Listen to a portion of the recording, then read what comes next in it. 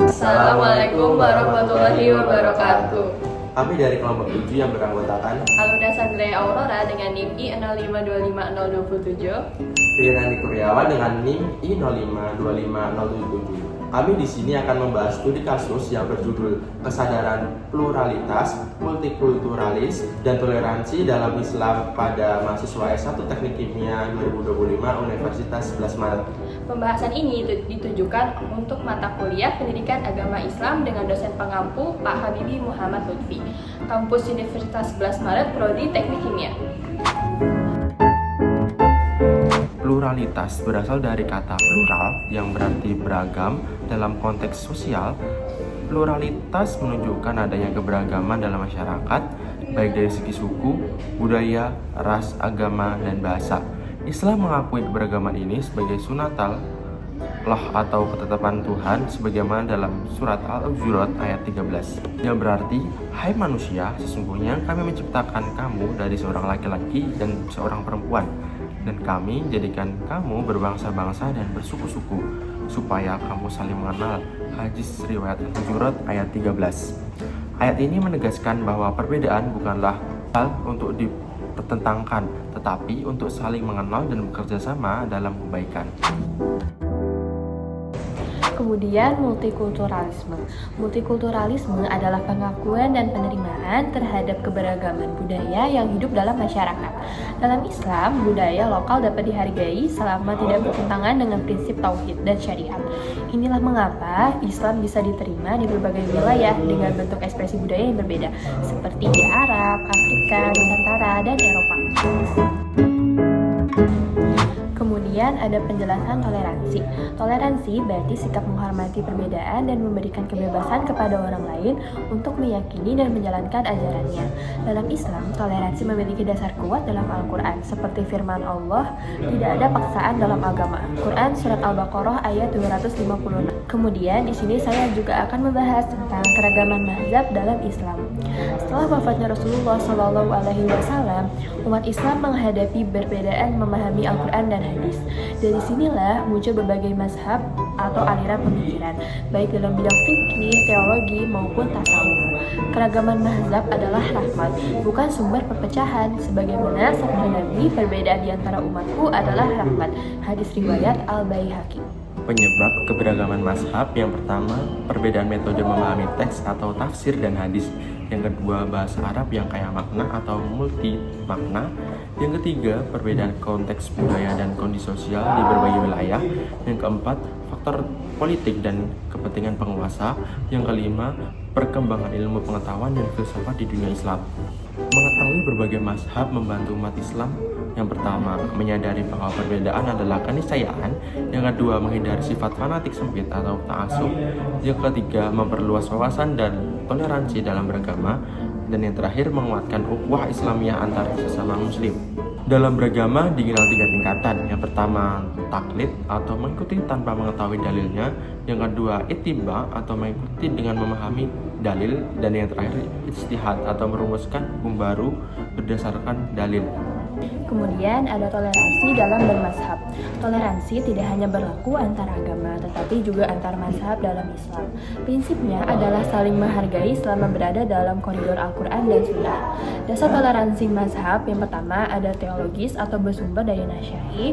Kemudian ada sosiologis yang bermanfaat untuk menjaga harmoni sosial. Yang ketiga ada budaya, menghargai tradisi lokal yang baik. Serta yang keempat ada historis atau tidak bertentangan dengan ajaran ulama salaf. Studi kasus yang pertama. Pertanyaan, ketika Anda melihat teman-teman di kampus memiliki perbedaan agama, budaya, dan latar belakang, bagaimana pandangan Anda terhadap perbedaan tersebut? Paradigma Qur'ani, hai manusia, sesungguhnya kami menciptakan kamu dari seorang laki-laki dan seorang perempuan, dan menjadikan kamu berbangsa-bangsa dan bersuku-suku supaya kamu saling mengenal. Hadis riwayat Al-Hujurat ayat 13. Kesimpulannya, sebagian besar mahasiswa yaitu 80,8% memilih opsi D karena mereka meyakini bahwa perbedaan agama, budaya, dan adat adalah kehendak Allah yang harus disikapi dengan saling mengenal dan saling menghargai. Mereka berpendapat bahwa keberagaman justru memperkaya kehidupan sosial dan menjadi sarana belajar memahami nilai toleransi yang diajarkan Islam. Sementara itu, 7,7% mahasiswa yang memilih opsi B mengaku masih merasa perlu membatasi keterbukaan terhadap perbedaan agar tidak mengganggu keyakinan pribadi sebagai bentuk kehati-hatian dalam menjaga akidah. Sedangkan 11,5% mahasiswa yang menjawab opsi E beralasan bahwa perbedaan dianggap tidak terlalu berpengaruh dalam kehidupan mereka, mungkin karena kurang terlibat dalam interaksi lintas budaya atau agama. Perbedaan pandangan ini menunjukkan bahwa sebagian mahasiswa sudah memiliki kesadaran plural yang kuat, sementara sebagian lain masih perlu didorong untuk lebih terbuka dan terlibat aktif dalam memahami makna keberagaman. Studi kasus yang kedua, pertanyaan, dalam menghadapi mahasiswa lain yang berbeda agama ataupun pandangan di lingkungan kampus, bagaimana sikap yang paling sesuai menurut ajaran Islam? Paradigma Qur'ani, tidak ada paksaan dalam agama, dan hadis riwayat Al-Baqarah ayat 256. Dan kami tidak mengutus engkau Muhammad melainkan sebagai rahmat bagi seluruh alam. Hadis riwayat Al-Anbiya ayat 107. Kesimpulannya, sebagian besar mahasiswa yaitu sebanyak 92,3% memilih opsi D karena mereka berpendapat bahwa sebagai muslim penting untuk menjalin hubungan sosial yang baik dengan pemeluk agama lain tanpa mencampur adukan akidah. Mereka merasa bahwa sikap terbuka, saling menghormati, dan bekerja sama dalam hal kebaikan adalah bagian dari akhlak Islam yang diajarkan Nabi Muhammad SAW. Namun, 7,7% mahasiswa yang memilih opsi C beralasan bahwa mereka masih perlu menjaga jarak emosional agar tidak salah paham dalam hal keyakinan, sehingga memilih untuk bergaul tanpa terlalu melibatkan penghormatan pada kepercayaan lain. Perbedaan pandangan ini muncul dari tingkat pemahaman yang berbeda tentang batas antar toleransi dan akidah. Sebagian mahasiswa menekankan kehati-hatian dalam iman, sementara yang lain lebih fokus pada pentingnya membangun keharmonisan sosial dengan tetap menjaga prinsip tauhid. Studi kasus yang ketiga, pertanyaan, perbedaan mazhab atau pandangan keagamaan seperti NU, Muhammadiyah, Salafi, dan lain-lain di antara mahasiswa sebaiknya disikapi dengan paradigma Qur'ani dan berpegang teguhlah kamu semua kepada tali agama Allah dan janganlah kamu bercerai-berai.